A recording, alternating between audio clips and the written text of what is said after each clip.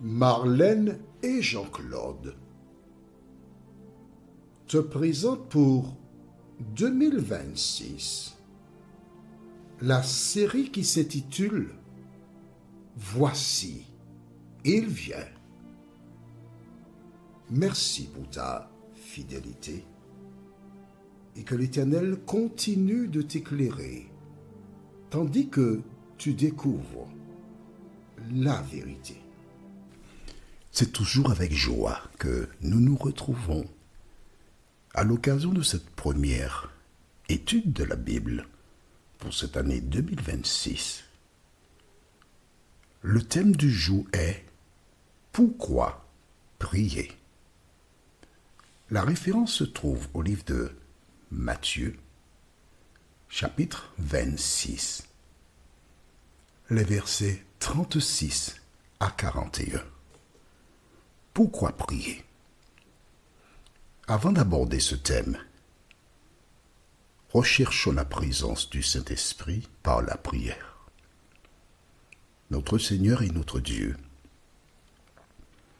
c'est le cœur débordant de joie que nous tournons nos regards vers toi en cet instant,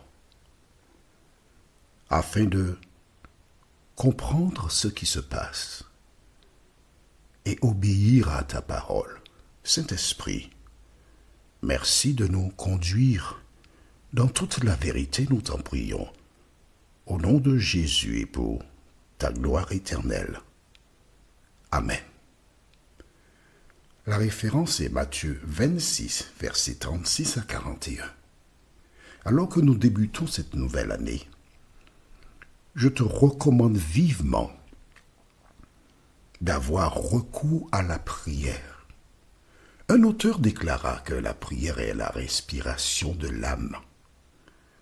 La prière, c'est le moyen de communiquer avec le Créateur des cieux et de la terre, de lui faire parvenir nos doléances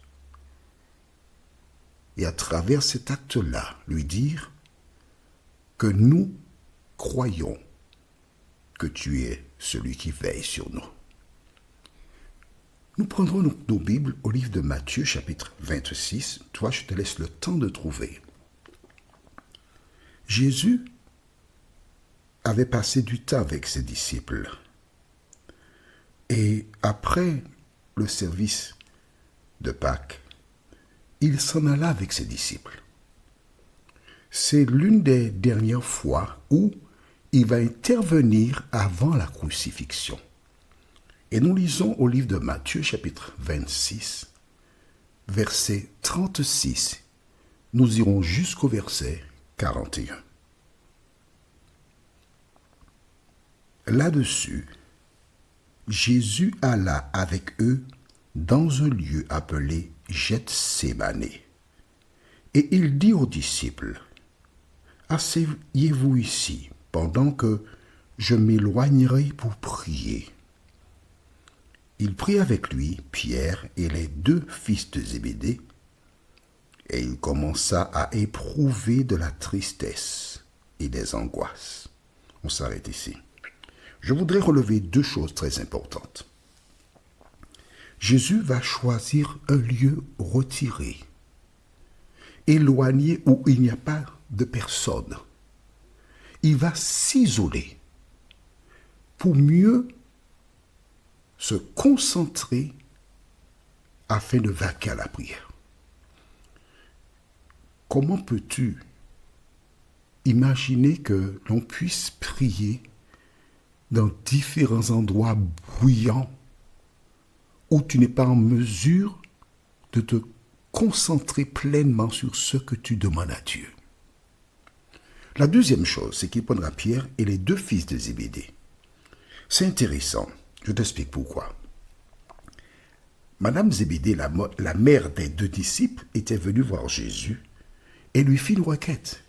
« Seigneur, quand tu seras dans ton règne, permets que mes deux fils soient l'un à ta droite, l'autre à ta gauche. » Ils étaient venus plaider avec leur maman. Et Jésus se tournant vers eux, avait posé une question. Est-ce que vous pensez que vous pouvez boire ma coupe? Ils ont répondu, oui, nous pouvons le faire. Ils ne savaient rien de la coupe. Et les autres disciples avaient quelque chose à leur reprocher parce qu'ils estimaient qu'ils avaient cherché à les torpiller. Ils n'avaient donc pas bonne réputation aux yeux des autres disciples. Ils étaient comme des renégats, des traîtres, des lâches. Mais Jésus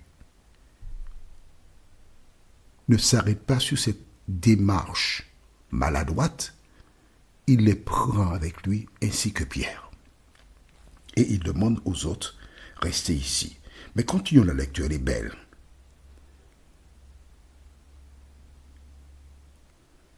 Verset 37.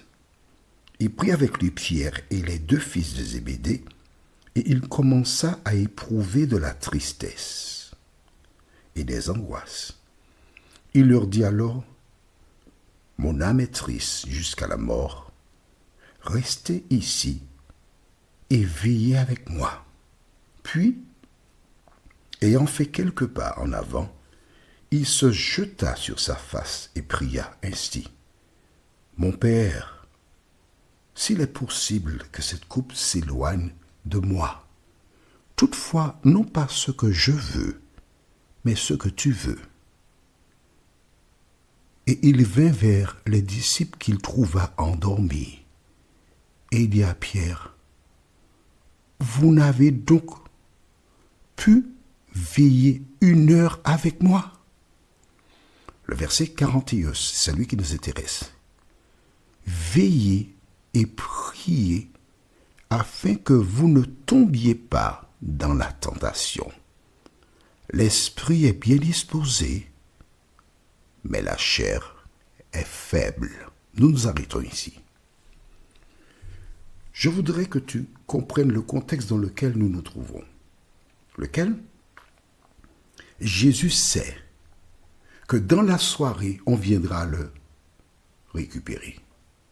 Il sera arrêté. Afin de faire face à la trahison de Judas, il a été dans le jardin de Gethsémani pour chercher la force, la puissance. Rappelle-toi, quand les enfants d'Israël laissèrent l'Égypte et se dirigeaient vers la Canaan terrestre, Moïse se retira. Il monta sur la montagne afin de rencontrer Dieu. Il passa 40 jours et 40 nuits pendant lesquels Dieu lui donna des lois, mais il avait une relation profonde, puissante avec l'Éternel. Le Moïse d'avant, il a tué l'Égyptien. Il était violent. Le Moïse d'avant, lorsqu'il est arrivé près du puits et les bergers faisaient des méchancetés à ces femmes bergères, il a pris leur défense et il a chassé ces hommes. Un homme violent qui remportait des victoires par la force. Mais pour conduire le peuple dans la Canaan terrestre, il avait besoin d'une formation. Et Dieu, pendant 40 jours, a parlé à son cœur. Dieu a mis en lui la patience, parce qu'il fallait de la patience pour affronter ce peuple qui constamment regimbait et cherchait querelle. Quand Jésus fut baptisé, il alla dans le désert, comme Moïse, se former afin de remplir la mission. Il était sur le point d'achever cette dernière, mais il restait la partie la plus importante, mourir. Et face à cela, Jésus s'est encore retiré, pas 40 jours, ni 48, mais quelques heures pour prier.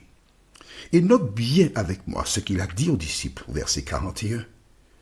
Je relis ce verset, c'est important. Veillez et priez. Pourquoi? afin que vous ne tombiez pas dans la tentation. La puissance du chrétien aujourd'hui se trouve dans quoi? Veiller et prier. Mais j'ajoute aussi à cela, la première chose, c'est de lire la parole de Dieu.